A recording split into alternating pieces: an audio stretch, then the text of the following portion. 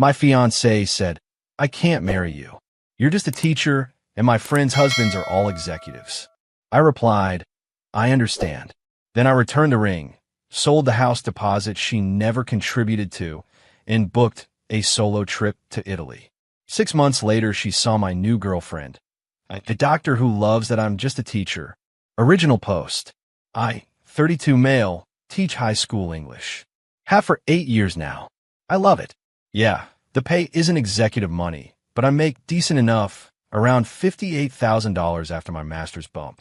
I coach the debate team, run the literary magazine, and genuinely enjoy watching kids discover they actually like books when given the right ones. My fiancée and I had been together for 4 years, engaged for one. We met at a friend's birthday party. She works in pharmaceutical sales, makes good money, around $95,000 with bonuses. From the start, she knew what I did. I never pretended to be anything else. Last month, we were supposed to be finalizing wedding plans. Venue booked, deposit down, save the date sent. Then came the dinner party. Her college friend group has this monthly thing where couples rotate hosting. Her friends are married to a VP of marketing, a financial analyst, and a tech startup guy. Nice enough people, I guess, but every gathering felt like a competition I didn't know I'd entered. That night, her friend's husband was bragging about his Tesla Model S Plaid. Another was talking about their ski trip to Aspen. When someone asked about our honeymoon plans, I mentioned we were thinking about a road trip through national parks, something I'd always wanted to do. The silence was awkward. Her friend's husband made a comment about roughing it, and everyone laughed. My fiancée laughed too, harder than she should have. On the drive home, she was quiet. Too quiet. When we got back to her apartment, she sat me down. The speech she'd clearly been rehearsing came out. "I've been thinking about this for a while. I can't marry you. I'm sorry, but you're just a teacher. My friends' husbands are all executives, partners, people who are going somewhere. I love you, but love isn't enough. I need someone who can give me the life I want. Some of my friends respect." I sat there for probably 30 seconds, just processing. What about the wedding? The deposits? The house fund? We can figure that out later. This is hard for me too.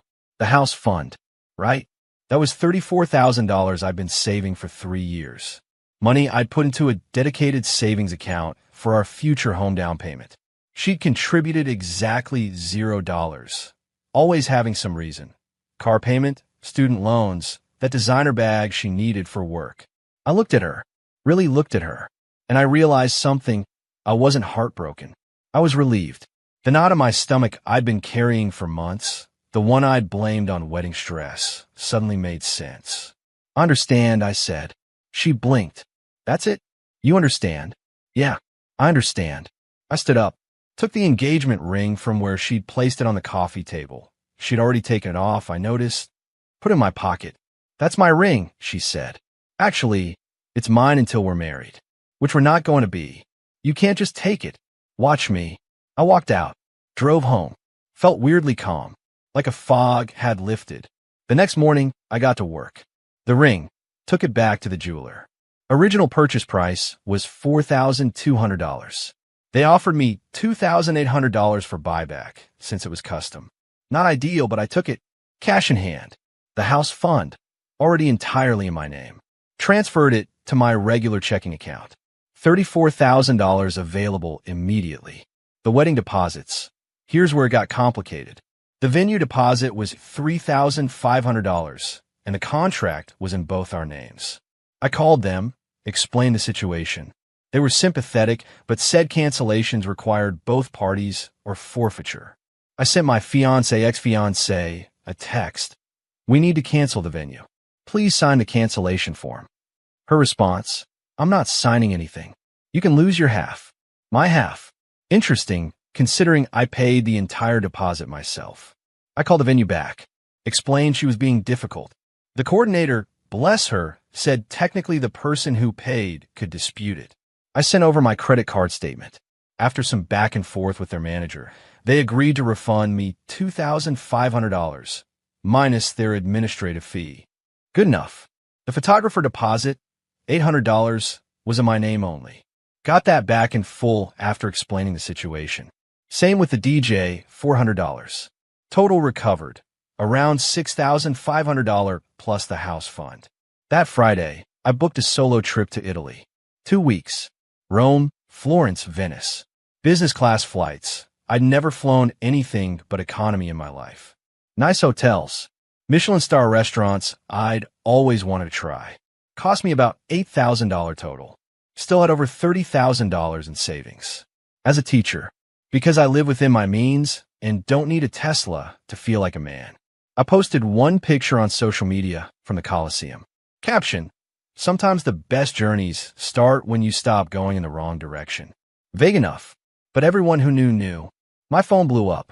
Her friends reaching out saying I was petty. Her sister texting that I was making her look bad. My ex herself calling me an immature little boy who couldn't handle rejection gracefully. I blocked them all. Order another glass of Chianti. Watch the sunset over Rome. Being just a teacher felt pretty good right about then. Update 1. 3 weeks later. Got back from Italy feeling like a new person. Tan, rested, and weirdly optimistic. Unpacked, did laundry, prepped for the new school year. Then the messages started. Apparently, my ex had been telling everyone a very different version of events. According to her, I blindsided her by breaking off the engagement because I was intimidated by her success. I had stolen the house fund that was supposed to be both of ours. I had manipulated her into giving back the ring. Her mother called my mother. That was fun. My mom, bless her heart, told her exactly where she could direct her concerns and hung up. But the real entertainment came when my ex's friends started reaching out. Not to me, to people we mutually knew, trying to piece together my side because they were concerned about her. My buddy, who's married to one of her college friends, gave me the full report over beers. Dude, she's spiraling. Apparently, she thought you'd fight for her. Beg her to reconsider. She told everyone you two were just taking a break while you figured things out. Then you posted from Italy, and she lost it.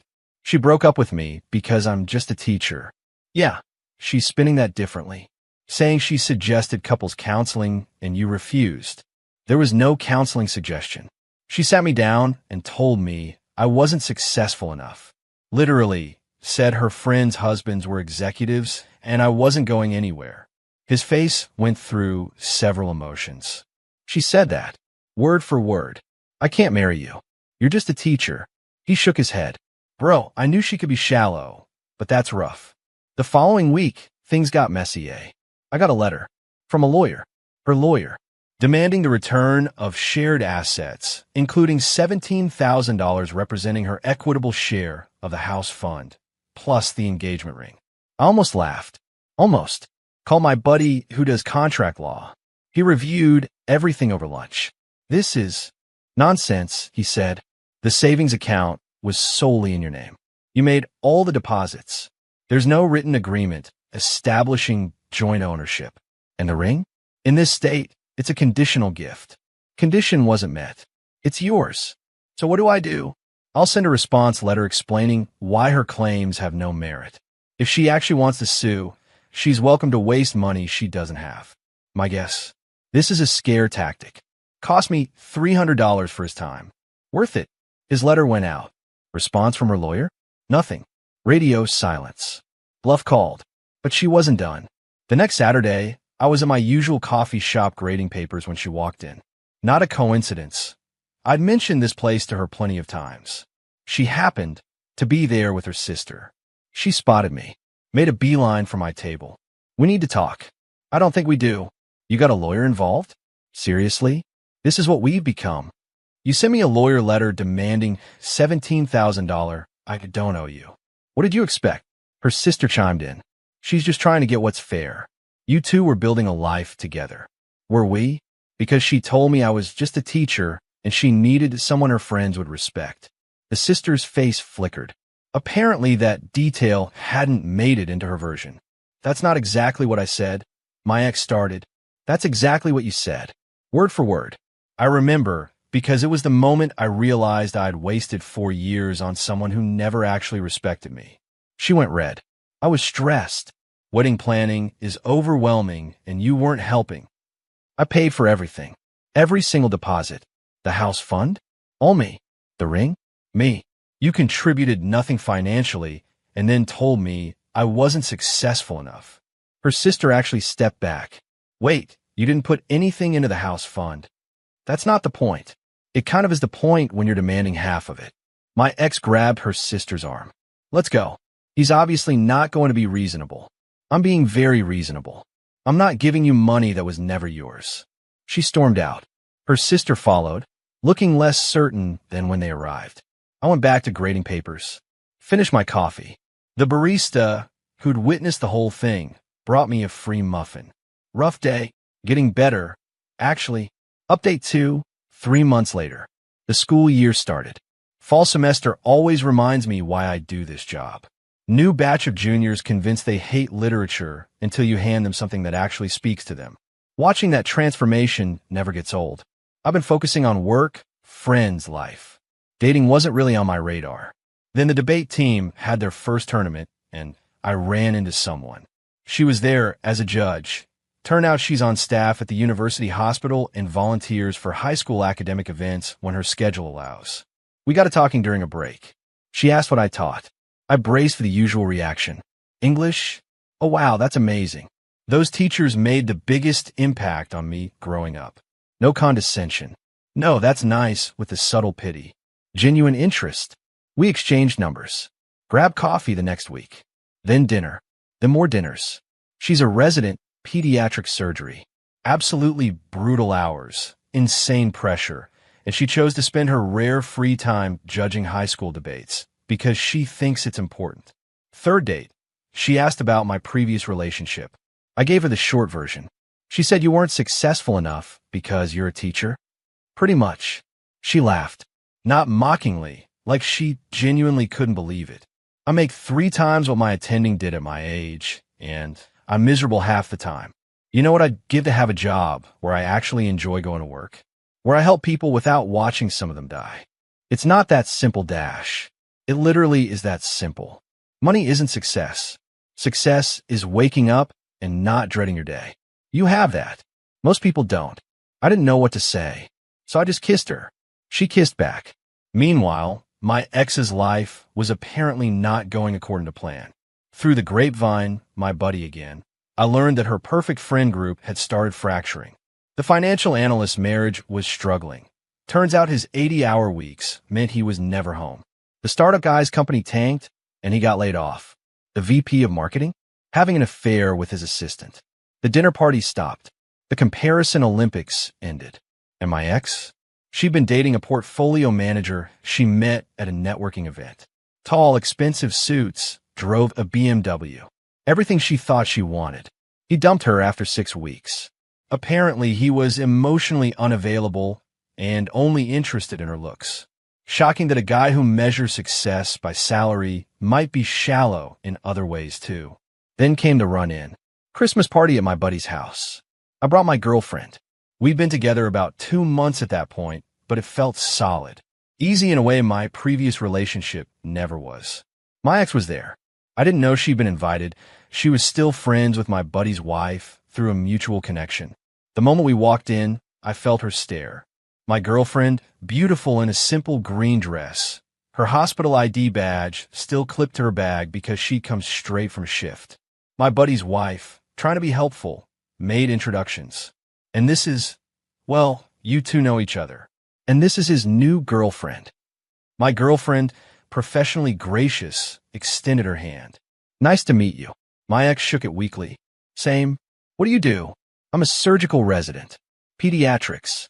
The look on my ex's face was something I'll remember forever. Not because it was satisfying in a petty way, though it was, but because I watched her entire worldview collapse in real time. The teacher she'd rejected for not being successful enough was now with a doctor. A surgeon. Someone who, by her own metric, was more respectable than any of her friends' executive husbands. That's nice, she managed. My girlfriend smiled warmly. Thanks. I'm mostly just trying not to pass out from exhaustion during 36-hour shifts. He's the impressive one, actually making a difference in kids' lives while they're awake enough to appreciate it. She squeezed my hand. My ex looked like she'd swallowed something sour. We moved on, mingled, had a good time. I didn't go out of my way to interact with my ex, but I didn't avoid her either. She was just there, a person I used to know. As we were leaving, my ex caught me alone by the coat rack. She seems nice. She is. You moved on fast. 6 months isn't fast. It's healthy. She hesitated. I've been thinking about what I said. Maybe I was too harsh. You weren't harsh. You were honest. You told me exactly what you valued and what you didn't. I just didn't fit. No hard feelings. I didn't mean it like dash. Yes, you did. And that's okay. You saved us both from a marriage that wouldn't have worked. I'm grateful, actually. My girlfriend appeared with our coats. Ready to go? I'm on call in 6 hours and I desperately need sleep. Yeah, let's go. I turned to my ex. Take care of yourself. We left. Cold air, clear sky, her hand in mine. That was the ex, wasn't it? How'd you guess? The way she looked at you. Like she was doing math and not liking the answer. Probably trying to figure out how just a teacher ended up with a doctor. She laughed and pulled me closer. Please, I ended up with you. I got lucky. We walked to my car. Nothing fancy. A Honda Civic I bought used 5 years ago. She'd never once commented on it. Hey, she said before I started the engine. That house fund you mentioned once. You still have it. Most of it. What? Just thinking. My lease is up in 4 months. Maybe we could start looking at places. Together. I looked at her. This brilliant, exhausted, genuine person who thought I was the impressive one. Yeah, I'd like that. Final update. 6 months later. We bought a house. Nothing fancy, 3 bedrooms, decent yard, good school district, occupational habit. Split the down payment 50-50 because she insisted, even though I had more saved. We're partners, she said. That means equal. The contrast still hits me sometimes. 4 years with my ex, and she never contributed $1 to our supposed future home.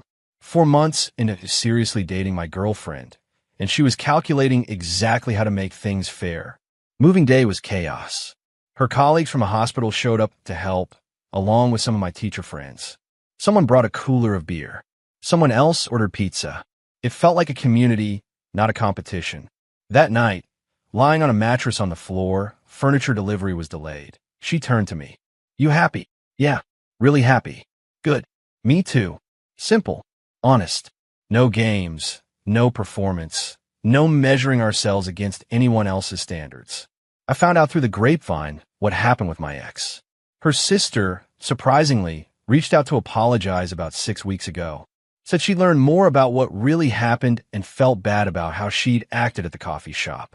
According to her, my ex never really recovered from the Christmas party encounter. Kept talking about how unfair it was that I'd upgraded so quickly. Went through 2 more failed relationships with guys who looked good on paper but treated her poorly. Last her sister heard, she'd moved to another state for a job that paid less but had better work-life balance. Apparently, the whole experience made her reevaluate some things. Whether that's true growth or just a convenient narrative, I don't know and honestly don't care. What I do know is this. When she told me I was just a teacher, she meant it as an insult. A dismissal of everything I am and everything I've chosen to be. But here's the thing about being just a teacher. I get to watch kids discover that they have voices worth hearing. I get to come home at a reasonable hour to someone who loves me for exactly who I am. I get to save money, travel when I want, live without the anxiety of keeping up appearances. My ex wanted someone her friends would respect. She ended up alone, chasing approval from people whose own lives were falling apart. I wanted someone who'd respect me. I found her. The house fund I spent 3 years building, it bought us a home where neither of us has to pretend to be something we're not. The ring I returned? The money went toward a better one. She said yes last month. Small ceremony planned. No competition, no performance. Just us and the people we actually like. My ex was right about one thing. Love isn't enough. You also need respect. Shared values. Someone who sees your worth, not your salary. She just didn't realize she was describing everything she wasn't. I'm still just a teacher, and I've never been happier.